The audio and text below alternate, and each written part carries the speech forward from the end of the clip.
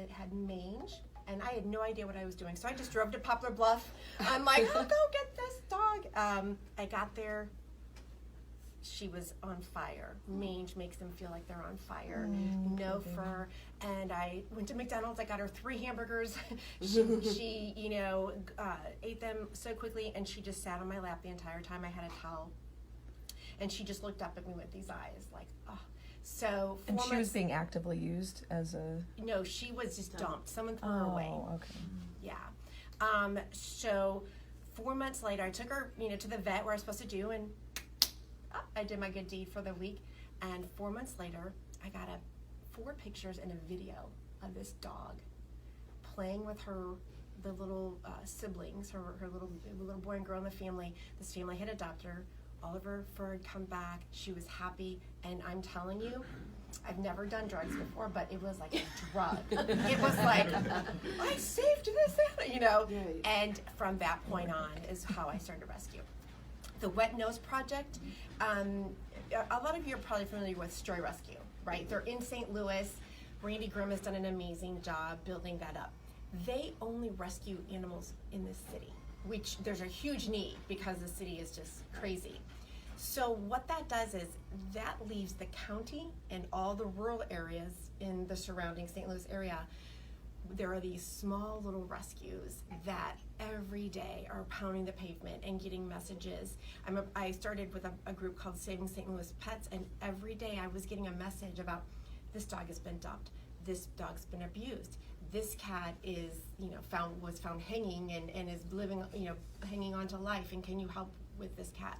So I've done so much with all these different rescues. I really wanted to work with all of them, not just one specific.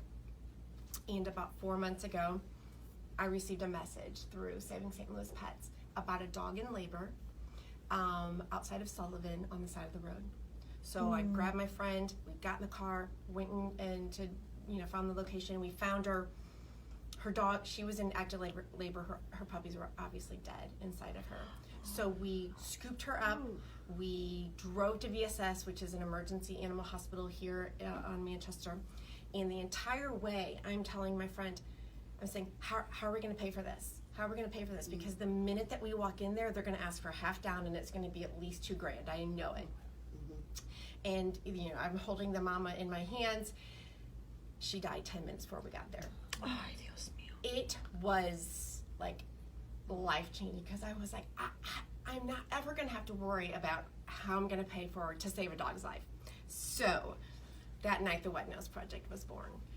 We support rescues. We support the rescues who have no money. Every rescue here in St. Louis is in debt, underwater, because they're so busy rescuing dogs and transporting and getting in them and finding fosters and finding adopters, and they don't make any money.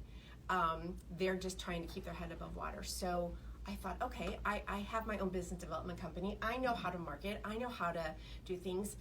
I'm going to start this, and I'm going to raise money, and I'm going to help them pay off their debts. I'm going to help support them, and then I'm also going to create a hospice for dogs. Many people don't know this, but every day senior dogs are surrendered to animal control because they're too old, maybe they can't get around very well, they have diabetes and they don't want to have to take care of their medications anymore.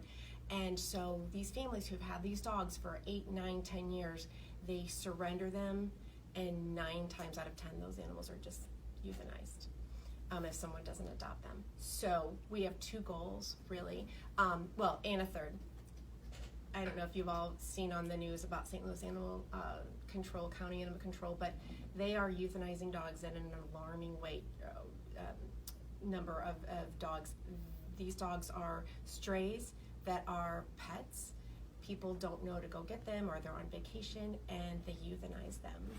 And our goal is to pull them, get them their medical, train them, and then team them up with a veteran or as a companion dog for a senior or a child who needs, because these are amazing dogs that are just being euthanized every day. So we really have 3 missions within the Wet Nose Project. how we're set up is we're just asking everyone that we're talking to for $10 a month, a Starbucks and a muffin. And our first goal is to get 500 people signed up under that, and then 1,000, and then keep going. And then we can not only support the rescues, we can start pulling dogs from animal control, and then we can have basically a senior sanctuary where we'll have like a home and some land where we will be able to bring these seniors. If they're terminal, they'll be able to live out their last days there knowing love. If they're seniors, we can pull them, and if someone wants to adopt them, then that's fantastic too. We have several events. You guys are our first one, and we're so excited about that. I have a meeting this week with Royal Gate Dodge, and I'm trying to talk them into donating a 2018 brand new Jeep. We're going to sell off raffles, $20 a raffle, maybe $25, $5 for $100. Trying to figure that out. But if we can get that done, I'd like to bring the Jeep to the golf tournament. And I'd love to put on the side Caldwell Banker Premier on one of the windows, Wet Nose Project on the back, and we've also teamed up with Sauce Magazine. They're the ones who put on the Food Truck Fridays, and we're gonna have a table there. And if I get that Jeep, we're gonna bring it there and really market for the people who are supporting us. So I am making this happen. The Wet Nose Project is only about 2 months old, but you have to start somewhere, right? So we're gonna build this, and we're gonna make it big. I've already got a commitment to be on, if we get this Jeep on Channel 5 today in St. Louis, and show me, because I know some people there.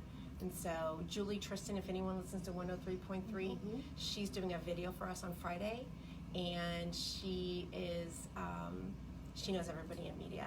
So we're definitely gonna plug you guys, because you guys stepped up to be our first real supporters, and we truly appreciate that.